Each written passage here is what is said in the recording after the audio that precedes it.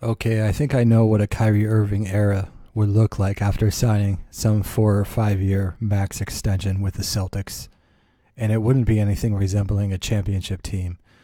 It would be a whole lot like, if you recall, the Kobe Bryant 2 year highest paid player in the year retirement tour, farewell tour. You remember?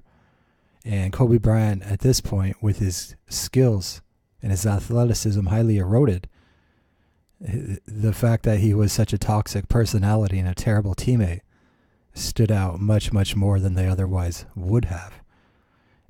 But because he was this big name and because he had scored so many stats in his career, the Lakers and their fans were more than willing to make him the highest paid player in the league, the most overpaid player in the league, to drag the Lakers down and ensure mediocrity, and to ensure that the young players did not develop and were not comfortable and were not in a positive, nurturing environment because of Kobe Bryant. But all the fans didn't care. And, it's like they cried tears when Kobe scored 50 points in his last game. And they just loved watching every single game the last 2 years of Kobe Bryant, even as he held rookie Brandon Ingram back completely when he was a rookie, and even holding back D'Angelo Russell back a little bit, I suppose. And why did the Lakers even draft D'Angelo Russell? It's because they wanted him to be the next Kobe Bryant, right? He had that flashy star appeal, marketing appeal. It had nothing to do with basketball. Just like over-the-hill Kobe Bryant, keeping him on the team and paying him that kind of money had absolutely nothing to do with winning basketball. It was all marketing decisions. And it really feels like the Celtics may be on the verge of going down that same road, where it won't even matter if the Celtics are mediocre for the next 5 or 6 years with Kyrie Irving. It won't even matter if they're mediocre this year before they pay him. They will still pay him because he's got this popularity. He's a cult figure like Kobe Bryant. And it doesn't matter that Kyrie Irving makes his teammates worse and he's a bad teammate, and that chemistry is terrible with him around, and that signing Kyrie Irving would cripple the Celtics' ceiling and make them perpetually mediocre as long as he's here. But it would make the fans happy, and the fans would be deliriously happy, and they wouldn't care that the Celtics maybe barely squeeze into the playoffs. They would just blame everybody else. Nobody was blaming Kobe Bryant for anything, right? So in 2013, he's playing out the last year of his contract, and during that season, he signs a ridiculous $25 million a year, which back then was like $40 million a year today, okay? It'd be like, yeah, just terrible, terrible overpay.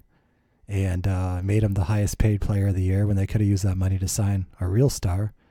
And recall that Kobe Bryant being on the team drove away prospective free agents like LaMarcus Aldridge and all these other guys who, nobody wanted to play with Kobe Bryant. And everybody who thinks that everybody wants to play with Kyrie Irving, why would they want to play with a ball-dominant guy like that? Who would really want to play with, what ball-dominant guy would really want to play with Kyrie Irving? And especially when the cap is totally shot and when the Celtics are already going to be way overpaying Gordon Hayward for these next 3 seasons. And, Al Horford, he's going to be due that $30 million next year too.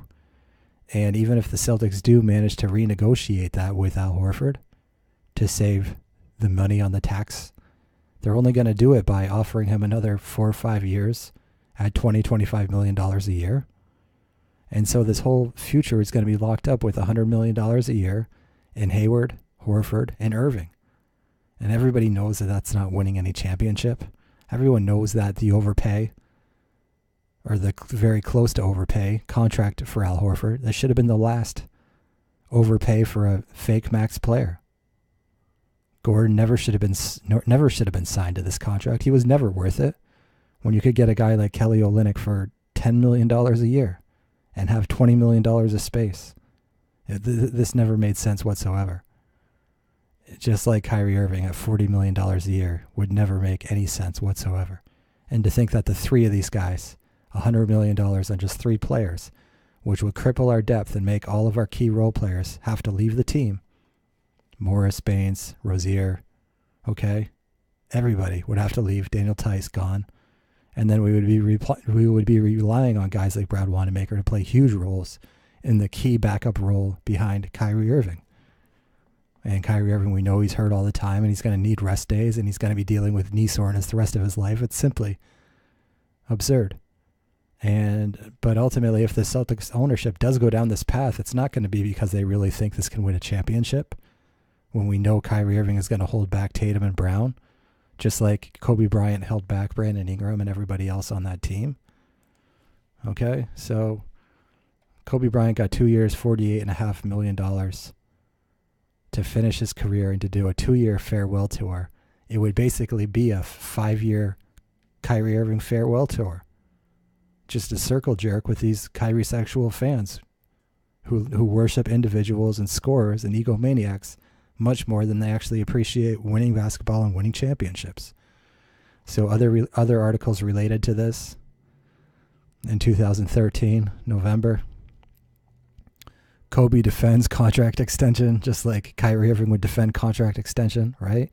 Just like Kyrie Irving would defend being $40 million a year while pretending that it actually gives the Celtics a good chance of winning a championship, while defending not taking a pay cut so that the Celtics might actually have a decent chance of winning a championship. Lakers' easy choice, 2013. Faced with choosing between easy mediocrity and a difficult one, Lakers management chose the one featuring Kobe.